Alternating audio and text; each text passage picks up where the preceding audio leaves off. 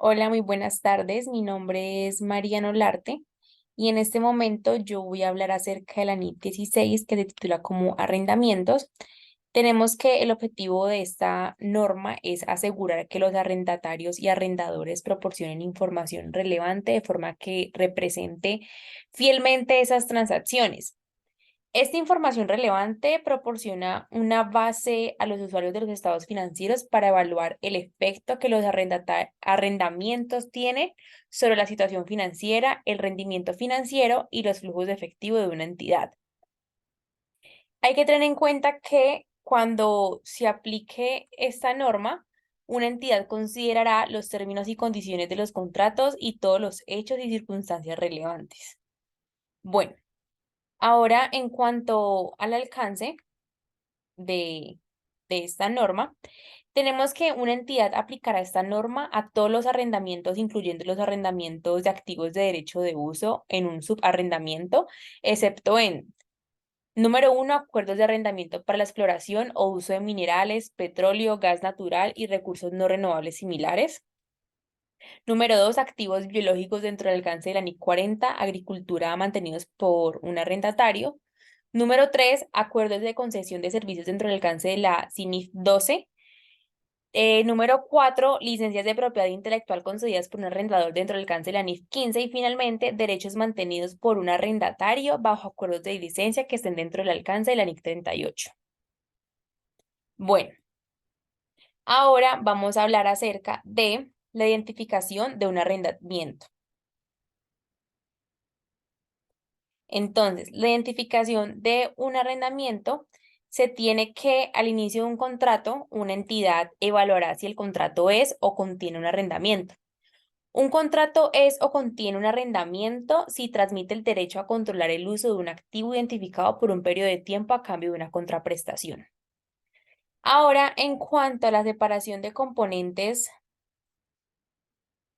de un contrato, se debe tener en cuenta que una entidad contabilizará cada componente del arrendamiento dentro del contrato como un arrendamiento de forma separada de los componentes del contrato que no constituyen un arrendamiento, a menos que se dé una solución práctica, que es que un arrendatario puede elegir no separar los componentes que no son arrendamiento de los componentes de arrendamiento y contabilizará cada componente de arrendamiento y cualquier componente asociado que no sea arrendamiento como si se tratase de un componente de arrendamiento único. Bueno, vamos a hablar acerca ahora del arrendatario. Está arrendatario y también tenemos al arrendador. Entonces, primero nos vamos a centrar en el arrendatario.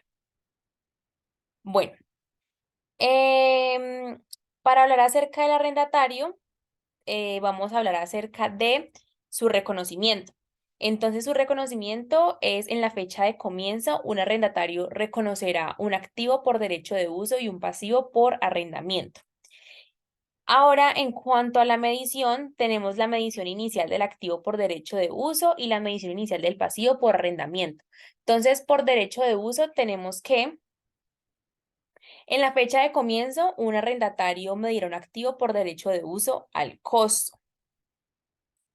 Y en cuanto a la medición inicial del pasivo por arrendatario, tenemos en la fecha de comienzo, un arrendatario medirá el pasivo por arrendamiento al valor presente de los pagos por arrendamiento que no se hayan pagado en esa fecha.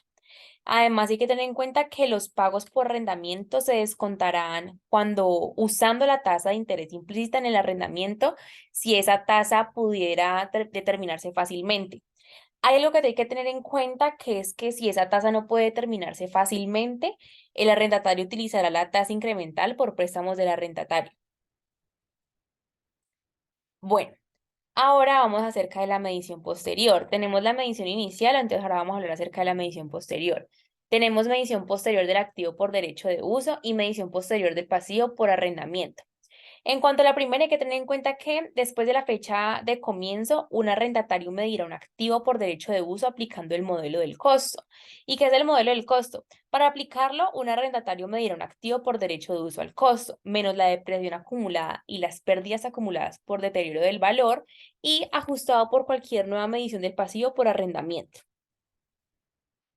Bueno, y en cuanto a la medición posterior del pasivo por arrendamiento, tenemos que después de la fecha de comienzo, Un arrendatario medirá un pasivo por arrendamiento, incrementando el importe en libros para reflejar el interés sobre el pasivo por arrendamiento, reduciendo el importe en libros para reflejar los pagos por arrendamiento realizados y midiendo nuevamente el importe en libros para reflejar las nuevas mediciones o modificaciones del arrendamiento y para reflejar los pagos pues por arrendamiento fijos en esencia que hayan sido revisados. En cuanto a la información a revelar acerca del arrendatario, tenemos que revelar información en las notas de una base a los usuarios de los estados financieros para evaluar el efecto que tienen los arrendamientos sobre la situación financiera. Bueno, en cuanto al arrendador, tenemos también la clasificación de los arrendamientos y tenemos que un arrendador clasificará cada uno de sus arrendamientos como arrendamiento operativo y arrendamiento financiero. Bueno, el arrendamiento operativo se da cuando si no transfiere sustancialmente todos los riesgos y ventajas inherentes a la propiedad del activo subyacente. Y su reconocimiento y medición se tiene que un arrendador reconocerá los pagos por arrendamiento operativos como ingresos de forma lineal o de acuerdo con otra base sistemática. Además, tenemos que el arrendador aplicará otra base sistemática si esta es más representativa del patrón con la que se disminuye el beneficio del uso del activo subyacente. Y en cuanto a las modificaciones del arrendamiento, tenemos que un arrendador contabilizará una modificación en un arrendamiento operativo como un nuevo arrendamiento desde la fecha de vigencia de la modificación, considerando importante los pagos por arrendamiento anticipados o acumulados que se vendría siendo devengados relacionados con el arrendamiento original como parte de los pagos del nuevo arrendamiento. Bueno, y luego tenemos al arrendamiento financiero. El arrendamiento financiero es cuando transfiera sustancialmente todos los riesgos y ventajas inherentes a la propiedad de un activo subyacente. También tenemos su reconocimiento y medición y tenemos que un arrendador reconocerá en su estado de situación financiera los activos que mantengan en arrendamientos financieros y los presentará como una partida por cobrar por un importe igual al de la inversión neta en el arrendamiento. Tenemos la medición inicial y la medición posterior en arrendamiento financiero. En cuanto a la medición inicial, tenemos que el arrendador usará la tasa de interés implícita en el arrendamiento para medir la inversión neta en el arrendamiento. Hay que tener algo importante y es que en el caso de un subarrendamiento, si la tasa de interés implícita en el subarrendamiento no puede determinarse con facilidad, un arrendador intermedio puede usar la tasa de descuento utilizada en el arrendamiento principal para medir la inversión neta en el subarrendamiento. Eso hay que tenerlo muy en cuenta. Bueno, y en cuanto a la medición posterior, tenemos que un arrendador reconocerá los ingresos financieros a lo largo del plazo del arrendamiento sobre la base de una pauta que refleja una tasa de rendimiento constante sobre la inversión financiera neta que el arrendador ha realizado en el arrendamiento. Y en cuanto a las modificaciones del arrendamiento, tenemos que un arrendador contabilizará una modificación de un arrendamiento financiero como un arrendamiento separado sí. Número 1. La modificación incrementa el alcance del arrendamiento añadiendo el derecho a usar uno o más activos subyacentes. Y 2. La contraprestación por el arrendamiento se incrementa por un importe acorde con el precio independiente del incremento en el alcance.